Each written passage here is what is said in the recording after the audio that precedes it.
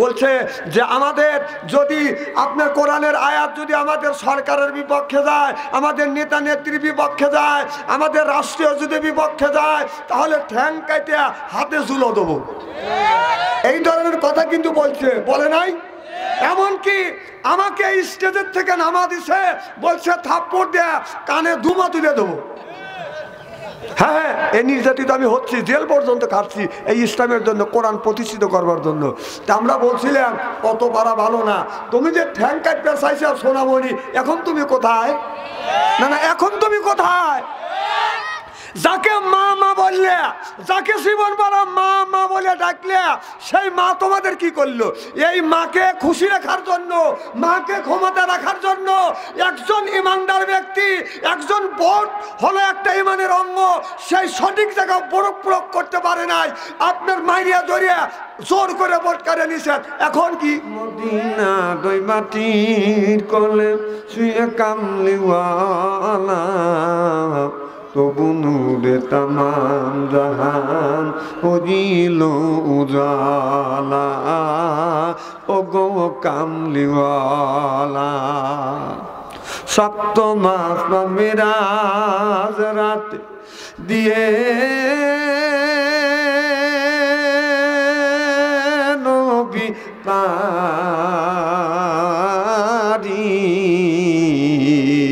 জোরকর মারহাবা। সপ্তম আসমান মিরাজ রাত দিয়ে নবী পারি, গোপন কথা বলতে নবী রাতে গেলেন আল্লাহর বাড়ি, দুলির দরা সারি। লা ইলাহা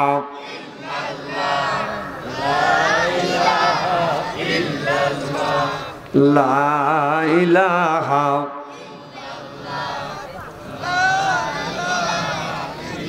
বাস, থামেন থামেন, খুব সুন্দর জিকির আওয়াজ হচ্ছে, থ্যাংক ইউ। দেখবেন বুকের ছাতা ফেটেছে।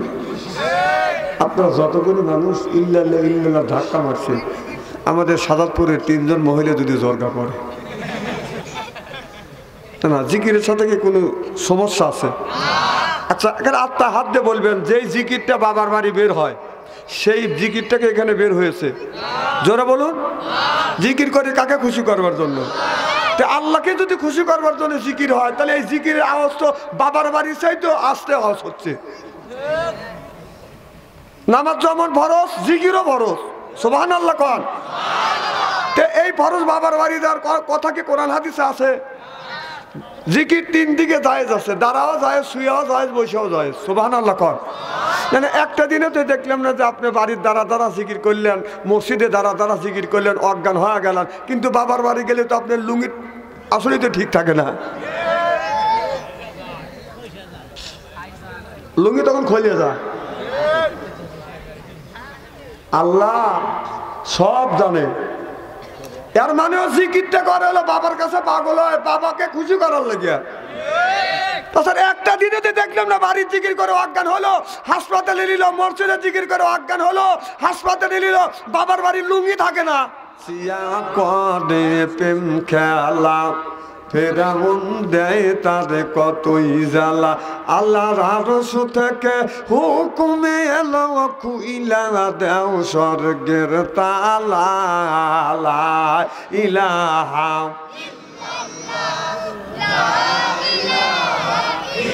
আসিয়া বলে ও গো স্বামী, আমি তোমার অর্ধঙ্গিনী, তোমার আমার সৃষ্টি কর্তা গাতা কেন মানো না।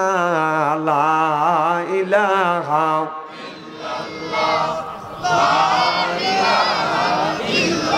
লা ইলাহা ইল্লাল্লাহু মুহাম্মাদুর রাসূলুল্লাহ। সকলে পড়ুন সাল্লাল্লাহু আলাইহি ওয়াসাল্লাম। সর্বকালীন সর্বশ্রেষ্ঠ সন্তানেরা হযরত উলামায়ে কিরাম, যাদের দ্বারা ইসলাম প্রতিষ্ঠিত হয়েছে, এখনো আছে, ভবিষ্যতেও থাকবে। কথা বলুন, ভবিষ্যতেও। আলেম সহ দিনদার পরহেজগার আল্লাহওয়ালা ভাইয়েরা পর্দার অন্তর আড়ালে এ মাহফিল শুনবার জন্য পর্দা করে বসে আছে আমার পর্দা নিচে মাতার মুকুট মা ও বোনেরা, আমার ছোট্ট চেনহের ছোট্ট ভাইয়েরা, সমবয়সী চেনহের সমবয়সী বন্ধু, আমার মুরব্বী বাবাজিরা, সকলের উপরে রইল আমার আন্তরিক অভিনন্দন। সর্বপ্রথম সেই মহান আল্লাহ তাআলার লক্ষ কোটি শুকর এবং প্রশংসিত, যিনি আপনাকে আমাকে মনোনীত করে কোরআনের মাহফিল বেহেশতের বাগানের মধ্যে আসা এবং বসার সুযোগ করে দিয়েছেন। তাতে আপনারা খুশি না বেজার? কম না বেশি? সমস্যারে উচ্চ কণ্ঠে বলুন আলহামদুলিল্লাহ। মানবতা মুক্তিদূত আখিরি নবী এমন একজন নবীর উম্মত করে পাঠাইছেন। এই নবী উম্মতের ব্যাপারে হা বললে হালাল হতো, না বললে হারাম হতো, পা ফেললে আরশে আযিমে চলে যেত। সুবহানাল্লাহ কর। সেই নবীর উম্মত, আমার নবীর দাম আর মর্যাদা আমাদের সাথে একেবারেই কিন্তু কম মনে করেন না। এই নবীর উম্মতকে যদি আল্লাহ দোজখে দেয়, নবী আমার শাহাদত আঙ্গুল ইশারা করে বলবে, ইয়া আল্লাহ, তোমার যেই বান্দাকে জাহান্নামে দিয়েছো, তোমার ওই বান্দা হলো আমার দলের লোক, আমার দলের কর্মী। আল্লাহ বলবে, ফেরেশতা দাঁড়াও, আমার যেই বান্দাকে জাহান্নামে নিয়ে যাচ্ছ, ওই বান্দা হচ্ছে আমার বন্ধুর দলের লোক, আমার বন্ধুর দলের কর্মী। আমি আল্লাহ আমার অর্ডার ক্যান্সেল করে পুনরায় অর্ডার দিলাম, জাহান্নাম নয় জান্নাত পর্যন্ত পৌঁছে দাও। সেই নবীর দল করার জন্য কারা কারা রাজি? তাকবীরুল্লাহর সাথে দুই হাত টান টান করে দেখান তো দেখি।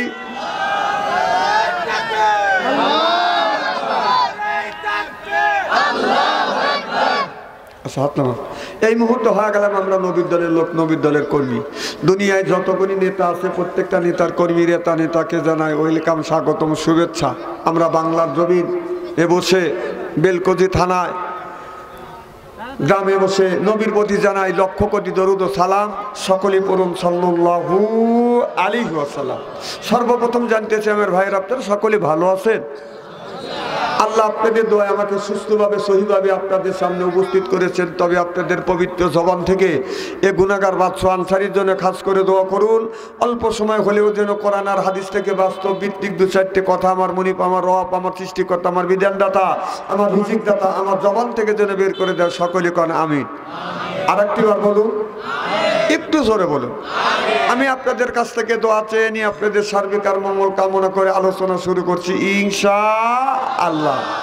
আল্লাহ বললেন, ইজা কুরি আল কোরআনু ফাসতামিউ লাহু ওয়া আনসিতু লাআল্লাকুম তুরহামুন। সুবহানাল্লাহ।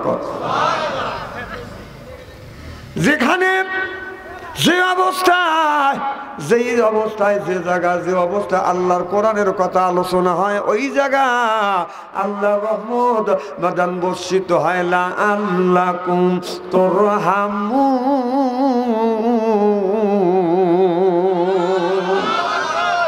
আল্লাহ এক বিন্দু রহমত যদি বাদান কোনো হাতির উপরে পড়ে, এটা হয় গজমতি, হরিণের উপরে হয় বেগুন কস্তুরি, আর একটু সাপের মাথার উপরে পড়লে হয় বাদান সাপের মণি। আর আল্লাহর এক বিন্দু রহমত আল্লাহর কোন বান্দার উপরে যদি পড়ে, ওই বান্দা হয় আল্লাহর ওলি। আল্লাহর ওলি। লা আল্লাকুম তুরহামুন।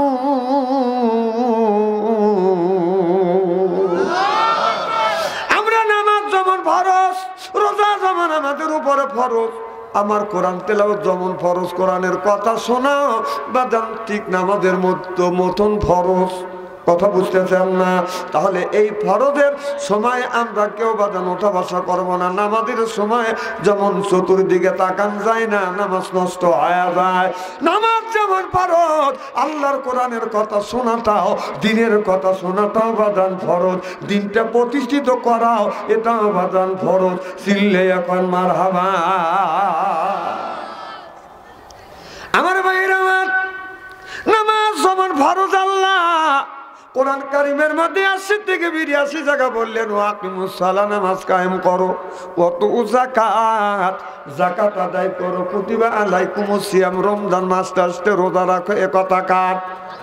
আল্লাহ বলেছে নামাজের কথা ৮০ থেকে ৮২ জায়গা, যাকাতের কথা আল্লাহ ৩০টা জায়গা বলেছে, কুতিবা আলাইকুমুস সিয়াম, রমজান মাসে রোজার কথা আল্লাহ ১ থেকে ২টি জায়গা বাজান ইঙ্গিত দিয়েছেন।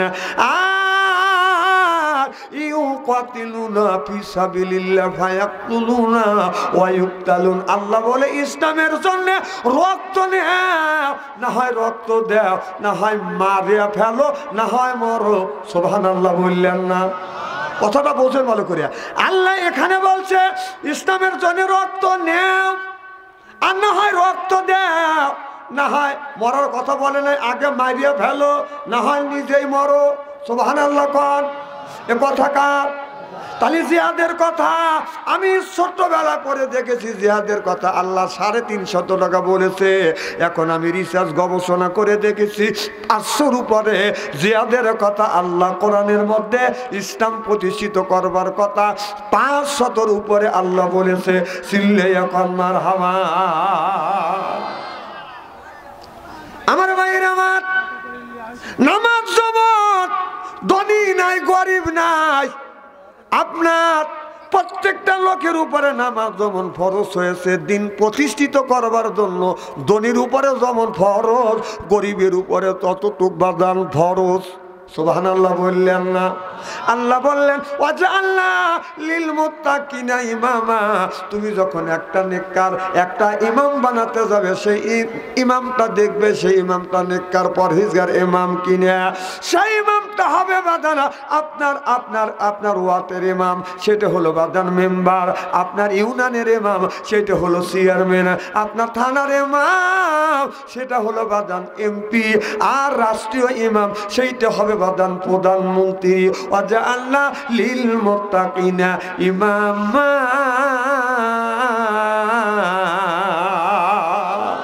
জোরে কোন? এই ইমাম বানানো আপনার জন্য ফরজে আইন। সুবহানাল্লাহ কোন?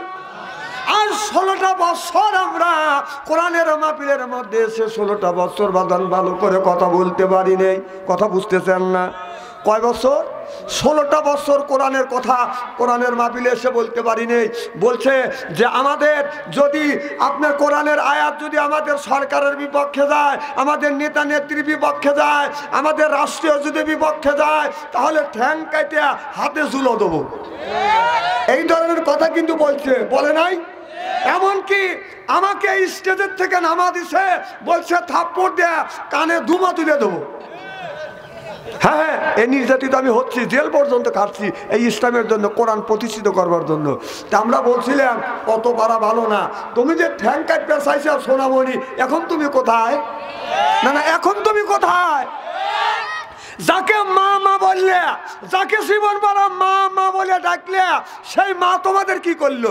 এই মাকে খুশি রাখার জন্য, মাকে ক্ষমতা রাখার জন্য একজন ইমানদার ব্যক্তি, একজন ভোট হলো একটা ইমানের অঙ্গ, সেই সঠিক জায়গায় প্রয়োগ করতে পারে নাই। আপনার মাইরিয়া জড়িয়ে জোর করে ভোট করে নিছেন। এখন কি ভোটও তো একটা ইমানের অঙ্গ। কতক্ষণ? এক নেতা টাঙ্গাল গেছি মাহফিলে, আমাকে জড়া ধরে বলতেছে হুজুর দোয়া করেন। কম কিসের দোয়া? কা হুজুর বাড়ি ছেড়ছি।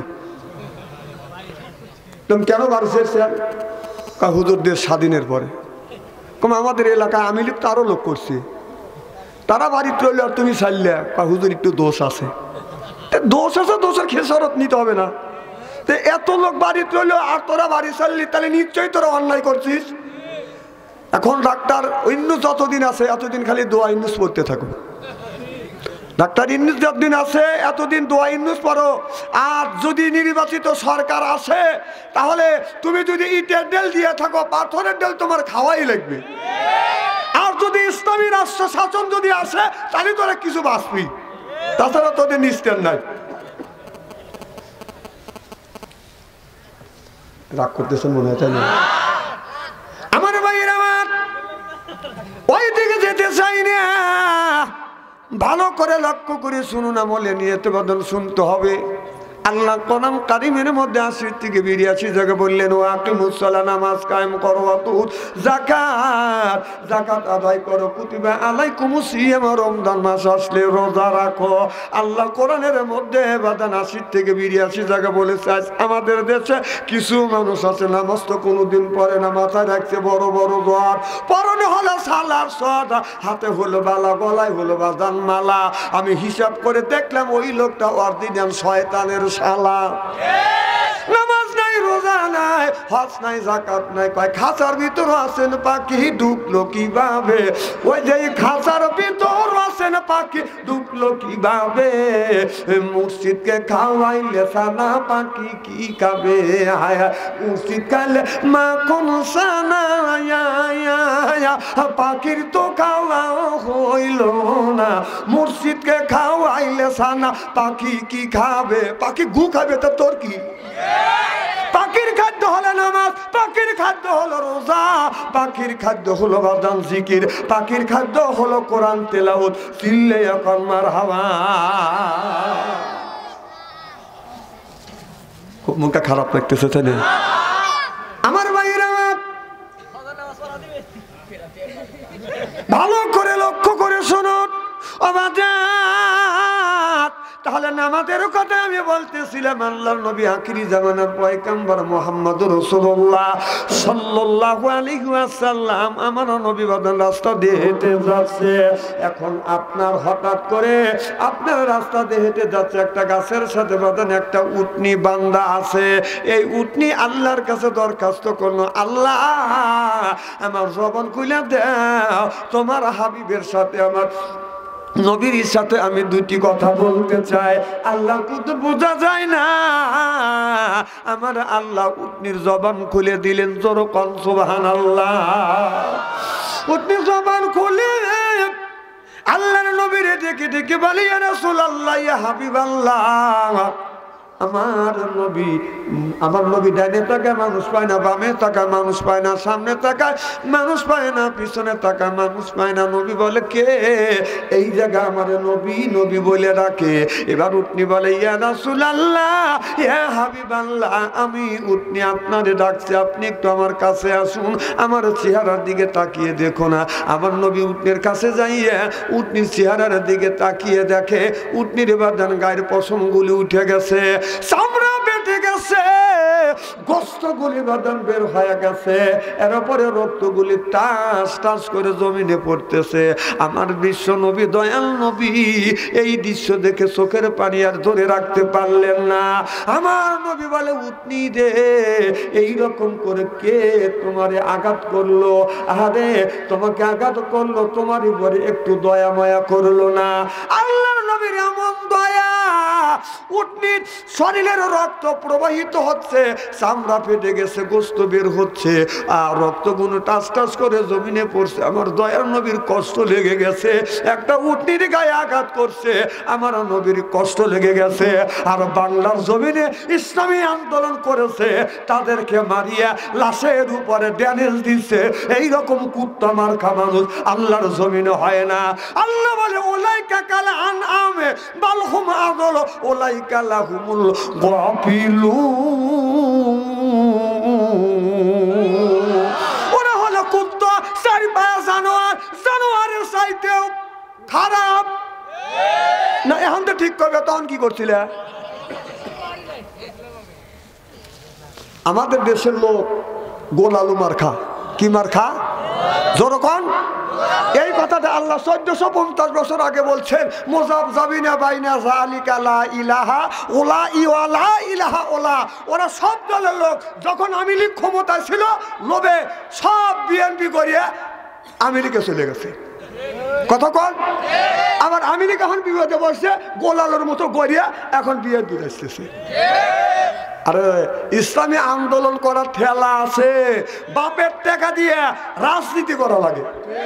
এটা খাওয়ার রাজনীতি, ইসলামী রাজনীতি না। বরং ইসলামী আন্দোলন রাজনীতি করতে গেলে নিজের পকেটের টাকা দিয়ে রাজনীতি করতে হয়, এবং ইসলামের জন্য টাকা দিতে হয়। প্রয়োজন হলে জীবন দেয়, বাতিলের কাছে মাথা নত করে না। এখন তো ঠিক করে দিয়েছে, কাজটা কি আমাদের কর না? না, কথা কি আমি বানা বলছি নাকি? আমার ভাইরা, আমার মুসলমান ভাইরা, আল্লাহর হাবিবের প্রিয় উম্মতের ভালো করে লক্ষ্য করে শুনুন, গোল আলু মার্কা কিছু লোক আছে, আমি তো বললাম মোজাবজাবিনা বাইনা রালিকা লা ইলাহা ওলা ইওয়ালা ইলাহা ওলা, দুই দলের লোক যখন আপনার গোলালু গলা দিলে বাদান গড় গড় করে গড়িয়ে যায়, এরপরে বাদান ছানা করে খাওয়া যায়, মাছে দিয়েও খাওয়া যায়, মুরগির মধ্যে বাদান দেওয়া যায়, গরুর গোস্তর মধ্যে দেওয়া যায়, খালি ভর্তা করে খাওয়া যায়, খালি আলু দা আপনারা রান্না করে খাওয়া যায়। এইরকম গোলালু মার্কা মানুষ বাংলার জমিনে আছে না? না, আর আছে মানে এখানেই আছে। আমু দিতেছে যে আমি তো গোলালু হুজুর মুখে দেখছে, ননেবার আমি দেখি নেই। আপনার আমুদা দেখে বোঝা যাচ্ছে যে আপনি এই কাম করছেন। গোলালু মার্কা বাদ দাও, দুনিয়া কয়দিন, কয়দিনের দুনিয়া, আজ মরলে কাল কয়দিন, কে আপনার সাথে যাবে? আমার ভাইয়ের আমার, আল্লাহর নবী চোখের পানি ফেলে দিয়ে কান্দে, উটনি রে কে তোমার আঘাত করলো? উটনি চোখের পানি ফেলে দিয়ে কান্দে, ইয়া রাসূলুল্লাহ ইয়া হাবিবা, কি অন্যায় করছে আমাকে এমনি করে প্রত্যেক দিন বাদ ফজর নামাজ পড়ে পিটা। আমার নবী বলেন, ও উটনির মালিক তুমি বলো তোমার উটনিটাকে প্রত্যেক দিন কেন এমনি করে করে পিটাও? উটনির মালিক বলে, নবী গো প্রত্যেক দিন উটনিটাকে সুন্দর করে পেট ভরে খাওয়াইয়া গোয়াল করে রশি দিয়া কাশি দিয়া বেঁধে রাখি গো নবীজি।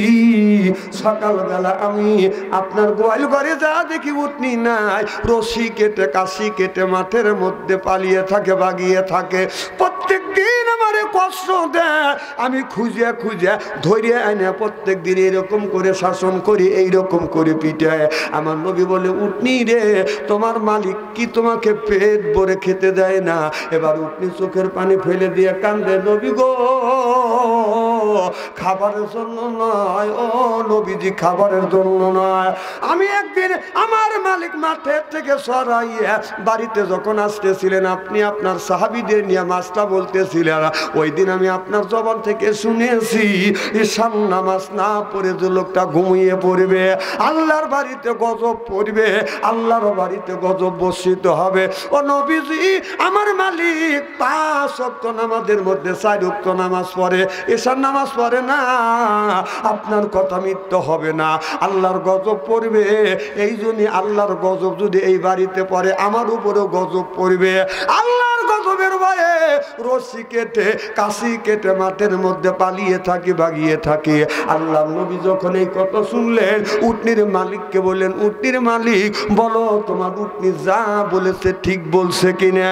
উটনির মালিক চোখের পানি ফেলে দিয়ে দিয়ে কান্দে আর বলি, ইয়া রাসূলুল্লাহ ইয়া হাবিবাল্লাহ আমার মালিক যা বলেছে গো নবী, আমার উটনি যা বলেছে ঠিকই বলেছে, ঈশান নামাজ না পড়ে বিছানায় ঘুমোতে যায়। ও নবীজি উটনিটাই আমার চক্ষু খুলে দিল গো নবীজি, আজকে থেকে তওবা করলাম নবী গো, যতদিন আমি হায়াতে জিন্দিগি বেঁচে থাকবো ও নবীজি আর কোনোদিন ঈশান নামাজ কাজা করব না। যেরকম সুবহানাল্লাহ। আমার দেহ শোনায় আমার মন শোনার, আল্লাহর নামাজ কাজা কইর না, আল্লাহর নামাজ আদায় করিলে মৌতে আযাব তোমায় দিবে না। বলুন দিল শোনায় আমার মন শোনার, আল্লাহর নামাজ কাজা কইর না। ও যে ফজর গেল ঘুমের চাপে, জহর গেল কাজের চাপে, আসর মাগরিব ইশায় আমি পড়িলাম না, আমার দিল শোনায় আমার মন শোনার। বলুন আল্লাহর নামাজ কাজা কইর না। শোনেন,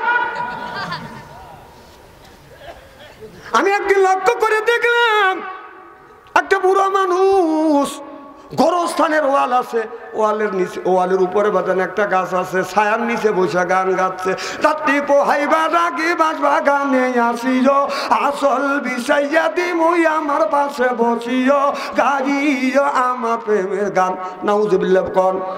হাসান ইবনে সাবর রাদিয়াল্লাহু তাআলা হইতে হাদিসটি বর্ণিত, ক্বালা ক্বালা রাসূলুল্লাহ সাল্লাল্লাহু আলাইহি ওয়াসাল্লাম বলেছে, ফিল বাসাই ওয়া যাররা ইউহিয়া ইবাসরিয়া যুরজান্না, রাওয়াহুল বুখারী। হাদিস শরীফের মধ্যে আল্লাহ নবী বললেন, অন্যায় দেখলে প্রতিবাদ করো, এটা হলো ঈমানদারের নৈতিক লক্ষণ। সুবহানাল্লাহ বললেন না? আমি চিন্তা করলাম, চাচা এত বড় অশ্লীল কথা বললো, আমি যদি প্রতিবাদ না করি কিয়ামতের ময়দানে আল্লাহর আদালতে আমি আসামি হয়ে যাব। আমি চাচার কাছে আমি আগা যা দেখে বুড়ো মানুষ, এখন চাচার কাছে তো ডাইরেক্ট কোনো অ্যাকশন করা যায় না। আর একটা হাদিস আমার মগজের মধ্যে গোরপাক খাইলো, রসুল বলেছে বড়কে সম্মান করো, ছোটকে স্নেহ করো। সুবহানাল্লাহ বললেন না? এই কথা চিন্তা করিয়া চাচার কাছে খুব হেকমত নিয়ে, চাচার কাছে খুব হেকমত নিয়ে আমি যখন বলতে নিলাম, চাচা এত সুন্দর গান জানেন, চাচা বলে, বাতিজা এর চাইতে আরো ভালো গায়ান জানি। আমি কোন সেন্সে বললাম আর চাচা কোন সেন্সে বললাম? আমি তখন আরো বুদ্ধির মানে আরো হেকমত অবলম্বন করলাম, চাচা তাহলে আমি একটা গান গাই। চাচা ছিটতে উঠলো যে, বাপু তুমি হুজুর মানুষ, তুমি গান গাও। তাই আমি বললাম, চাচা আপনার বয়স কত? 80 থেকে 85 বছর বয়স। তাই আমি বললাম, চাচা আপনার 80 থেকে যদি 85 বছর বয়স হয়, আপনার মনে যদি ফয়েজ জাগে, আমি তো একজন ইয়ং ম্যান, আজ থেকে 25 থেকে 30 বছর আগেকার ঘটনা। তো চাচা যখন যুক্তি দিয়ে ঠেকাইলাম, চাচা গান কাজ করলে, ঠিক আছে ভাতিজা তুমি বলো, তারপরে কিন্তু আমি আর একটা কথা বুঝতেছেন না? যেন আমাদের দেশে কিছু বুড়ো মানুষ আছে, কাজ থেকে অবসর পাইছে, কাজ কাম তো করেই না, বুড়া খালি গান যদি নাও জানে গান গায়। না না, কথা কেন অবাস্তব বলতেছি?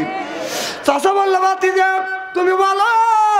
আমি তখন বললাম, চাচা ওইটা বাদ দিয়ে যদি এইটা বলতে, রাত্রি পোহাইবার আগে মসজিদেতে যাইও, যাই নামাজ বিছাইয়া আল্লাহর নামাজ কালাম পড়িও, পড়িও আল্লাহর কোরআন।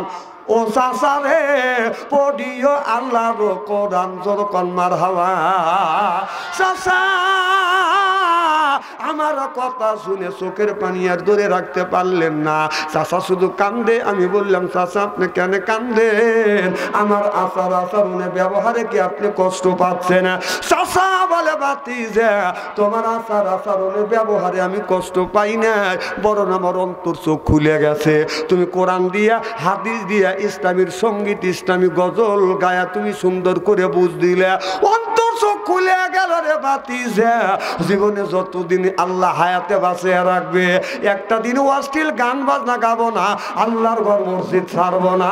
চিল্লে এখন মারহাবা, নারায়ে তাকবীর, এই আল কোরআনের আলো, নারায়ে তাকবীর। এই জন্য হেকমত অবলম্বন করতে হয়। সব সময় গরম হওয়া যায় না, মাথা বাদান গরম করা সব সময় ঠিক না। ও হাল্লিমুল কিতাবা ওয়াল হিকমা, রাসূল বললেন তোমরা হেকমত অবলম্বন করো। যখন এই জামাতে ইসলামের উপরে ইসলামী আন্দোলন যারা করছে, তাদের উপরে সিরিয়ানি অভিযান শুরু করছিল সাহারার থেকে। কার থেকে? সাহারা বেগমের থেকে সিরিনি অভিযান শুরু করে দিল। আমি চিন্তা করলাম, সিরিনি অভিযান কাক কয়? চিন্তা করলাম, সিরিনি মাথালিয়া যেমন উকুন টাইনে টেনে বাই করে, যারা ইসলামী আন্দোলন করবে তারা টাইনে টেনে বাই করে মারবে। এখন এরা চিন্তা করলো, ওই যে রসুল বলেছে ও আল্লিমুল কিতাবা ওয়াল হিকমা, হেকমত অবলম্বন করো। তারা চিন্তা করলো এদেরকে কোরআনের পক্ষে, ইসলামের পক্ষে কিভাবে আনা যায়। সুবহানাল্লাহ, একটু জোরে কর। তখন জামাত ইসলামের যে ভালো ভালো বই আছে, তাদেরকে বললো যে জামাত শিবিরের পোলাপানে যদি ধরতে চাও এই বই পড়তে হবে, এই পড়বে, গবেষণা করে রিসার্চ করবে, ওরা আপনি আপনি এসে ধরা দিবে যে এরা না আমাদের দলের লোক। তখন এদেরকে ধরিয়া জেলে ঢুকাইয়া মারিয়ে ভালো। আমার কথা কি বুঝতেছে? তখন এইটা ওরা তো শিক্ষিত পোলাপান ভার্সিটির, ওরা এইগুলি পড়িয়া মগজ খুলে দিল কে? আল্লাহ মগজ খুলে দিল। সুবহানাল্লাহ কোন। ওরা চিন্তা করলো যে আমরা যে নেত্রীর পিছনে যাচ্ছি, যে নেত্রীর নেতৃত্ব মেনে চলছি, এগুলি তো সম্পূর্ণ হারাম। আমাদের তো আল্লাহর কাছে যাইতে হবে, আল্লাহর আদালতে দাঁড়াইতে হবে, গোটা জিন্দেগির হিসাব আল্লাহর কাছে দিতে হবে। যখন ঠিক কিনা? ওদের মগজ খুলে গেল। ওরা ওখান থেকে আপনার আওয়ামী লীগের সভাপতি সেক্রেটারি শেষ পর্যায়ে এই বই পড়া মগজগুলি খুলে গেল। ওরা জামাত শিবিরের নাম দিয়ে এখন দেখেন আপনার ছাত্র আন্দোলনের মধ্যে যতগুলি সমন্বয়ক ছিল তার মধ্যে 100 জন যদি সমন্বয়ক ছিল তার 80 জনই জামাত শিবির করত। না না, কথা এখন কওয়া লাগবে কে? মন তো খুব খারাপ। মা চলে গেছে, একটা লোক ভোট দিতে পারে নাই। না ঠিক কওয়া লাগবে না, বাড়ির যা কয় ঠিক। আমি তোমার ভালো করে চিনি, এইটা আমার এলাকা না, আমি চিনি না। আমাদের এলাকায় এক মুরব্বী বুড়ো হয়ে গেছে, বলে যে মরিয়ে যাবো, ভোট একটা দিয়ে আসি। উনি ভোট দিতে গেছে, বুড়ো মানুষ আন কষা তোমার ভোট হয়ে গেছে। কয় কও কি বাপু, কখন মরি কখন বাসি, ভোট হয়ে গেছে। খালি তোমার ভোট না, চাষি আমার ভোটও হয়ে গেছে। কও কি বাবু, তোমার চাষি আমার 6 মাস আগে মারা গেছে, আর এসে ভোট দিয়ে গেছে, আমার সাথে দেখা করলো না। চাষা ওই জাতীয়, উনি মাঠের মধ্যে, স্কুলতে মাঠ আছে, মাঠের মধ্যে সিকুর। পুলিশ এসে কয় চাষা কি হয়েছে বলেন, কে আপনার গালি দিছে, তাকে অ্যারেস্ট করবো। বাবা অ্যারেস্ট করতে পারবে না। কোন কে? কয় যে তোমার চাষি 6 মাস আগে মরে গেছে, আজকে ভোট দিয়ে গেল, আমার সাথে কেন দেখা করলো না। পুলিশ লাখে রোমান নিয়ে হাসতে হাসতে ভাগে যায়। এর চেয়ে লজ্জার আল্লাহর জমিনে হয় না। পরের ভোট মারিয়ে লেখা হে বিপুল ভোটে পাস করছে। এখন শালারা কোথায়? এখন কোনে যে মাকে খুশি করবার জন্য যে এত কিছু করলে, মানুষের সাথে অত্যাচার করলে, গ্রামবাসীর সাথে অত্যাচার করলে, তোর মা তোদের রাখে কোন বিবেকে তোদের সাগরে বাসায়া দিল্লি যা মামুর বাড়ি বার হলো। এখন তোদের অবস্থা কি? তোরা খালে একেবারে সাগরে ভাসতেছিস। এখন বাড়ি ছেড়া, বোর কাছে সুখের বাড়িস নেই। টাঙ্গাইলে মাহফিলে গেছি তো ওই লোকটা বলতেছে হুজুর দোয়া করেন বাড়ি ফিরতে জানি পারি। কোন কিসের দোয়া? তোর বাড়ি ছেড়ছি। লোকটা কান দেওয়ার বলে যে এই সরকারের ক্ষমতা রাখার জন্য কি করি নেই, কি করি নেই, গ্রামের মানুষের সাথে গন্ডগোল করছি, বাইরের সাথে গন্ডগোল করছি। আর সে টুক করে চলে গেল। আমারও বললো না, আমাদের সাগরে বাসা চলে গেল। কথা কন, সাগরে ভাষায় আপনি দিল্লি যা পার হয় আরামে রয়েছে, তার বাদে মাঝে মধ্যে ষড়যন্ত্র করতেছে। কথা কন।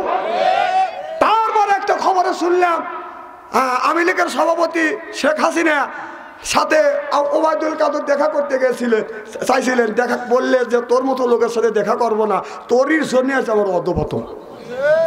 তো আওয়ামী লীগে এই দেশের মানুষ নামাবে চায় নাই, তাকে বলছিল যে আপনি থাকেন, জীবন ভরে থাকেন, আপনি আলেমদের সাথে দুর্ব্যবহার করেন না।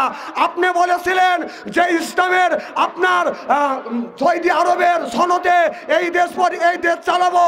আপনি সৌদি আরবের সনদে দেশ চালান নাই, আপনি দেশ চালাচ্ছেন ভারতের ওই রাজা বাবুদের সনদে। কথা কন না কে?